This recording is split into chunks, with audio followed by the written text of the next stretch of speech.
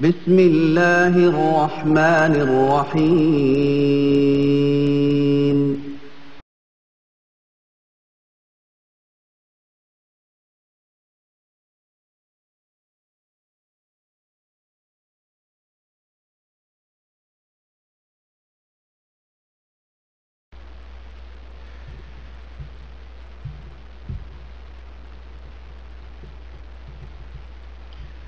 السلام عليكم ورحمة الله وبركاته. الحمد لله نحمده ونستعينه ونستغفره ونؤمن به ونتوكل عليه ونعوذ بالله من شرور أنفسنا ومن سيئات أعمالنا، من يهده الله فلا مضل له ومن يضلله فلا هادي له، وأشهد أن لا إله إلا الله وأشهد أن محمدا عبده ورسوله. أما بعد، فإن خير الحديث كتاب الله، وخير الهدي هدي محمد صلى الله عليه وسلم، وشر الأمور محدثاتها، وكل محدثة بدعة، وكل بدعة ضلالة، وكل ضلالة في النار. قال الله تبارك وتعالى في كلامه المجيد: أعوذ بالله السميع العليم من الشيطان الرجيم، بسم الله الرحمن الرحيم. يا أيها الذين آمنوا اتقوا الله حق تقاته ولا تموتن إلا وأنتم مسلمون، واعتصموا بحبل الله جميعا ولا تفرقوا. اللهم صل على محمد وعلى آل محمد كما صليت على إبراهيم وعلى آل إبراهيم إنك حميد مجيد. اللهم بارك على محمد وعلى آل محمد كما باركت على إبراهيم وعلى آل إبراهيم إنك حميد مجيد. تمام قسم کی حمد و ثنا، کبریائی اور بڑائی اس اللہ عز و جل کے لیے لائق و زیبا ہے جس نے ہمیں اور آپ کو پیدا فرمایا، اور بیش بہا درود و سلام اس ذات مبارکہ مقدسہ پر جو ساری کائنات کے لیے رشد و ہدایت بنا کر کے بھیجے گئے.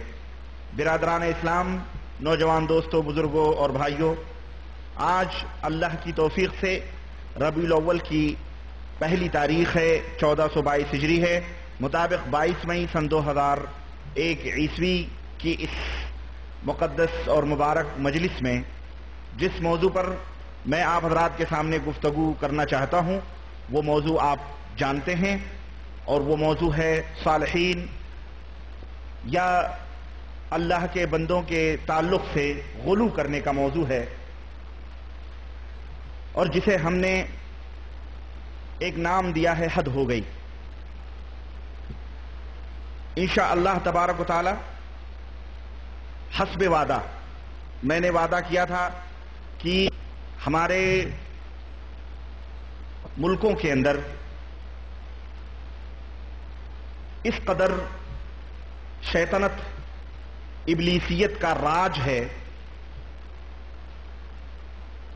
کہ وہ مختلف شکل و صورت میں آ کر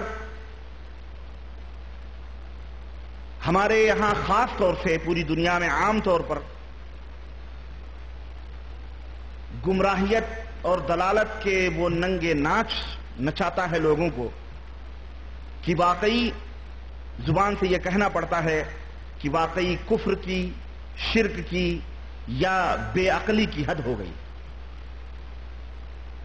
اسی تعلق سے میں نے کچھ باتیں پچھلے لیکچر میں عرض کی تھیں، اور کچھ باتیں آج میں ایک کتاب کے حوالے سے، جس کتاب کا نام ہے بہجۃ القلوب فی مبشرات النبی المحبوب صلی اللہ علیہ وسلم، اس کے اندر بہت ساری باتیں ایسی ہیں جنہیں میں پڑھوں گا انشاءاللہ تبارک تعالی، اور آپ اندازہ لگائیں گے کہ کس طرح سے غلو کیا گیا ہے اور اس کا مقصد اس کے پیچھے کیا ہوتا ہے. آپ کو پتا ہے شیطان کا مین مقصد صالحین کے سلسلے میں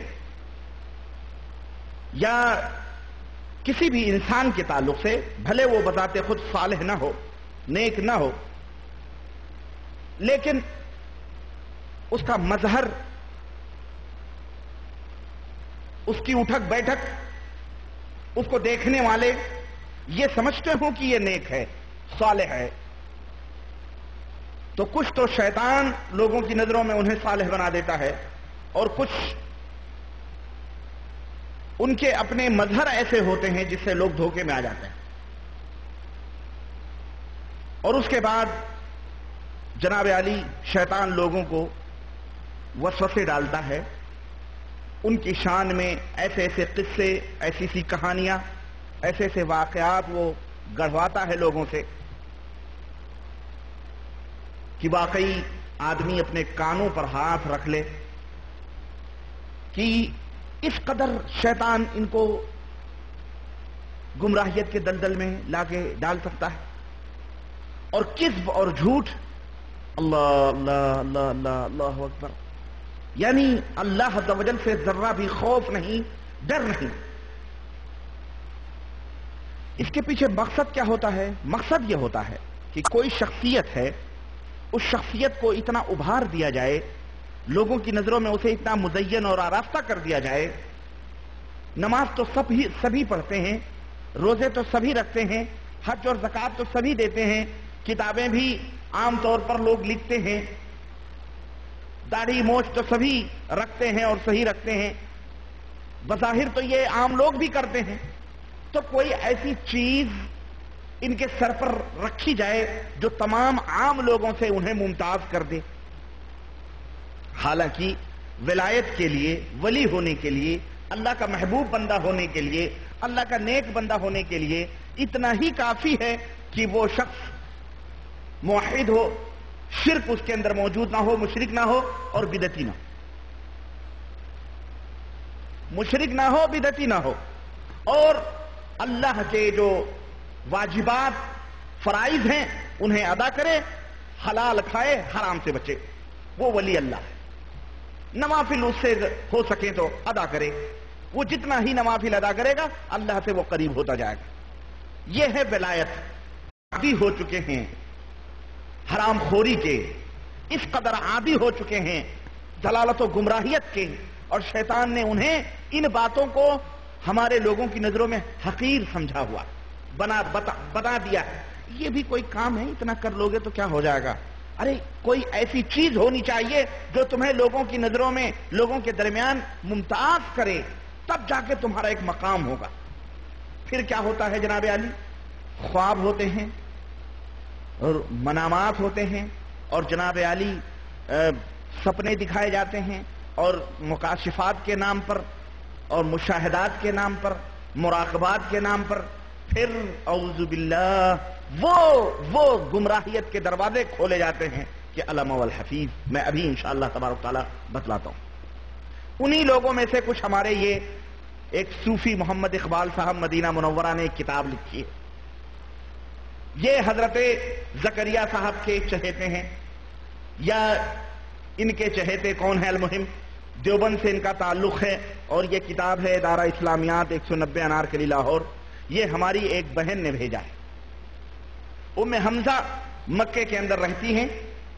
उनके अल्हम्दुलिल्लाह जवान और मुतशर्रे मुवहिद औलाद साले हैं, अल्लाह उन्हें और औलाद अता फरमाए।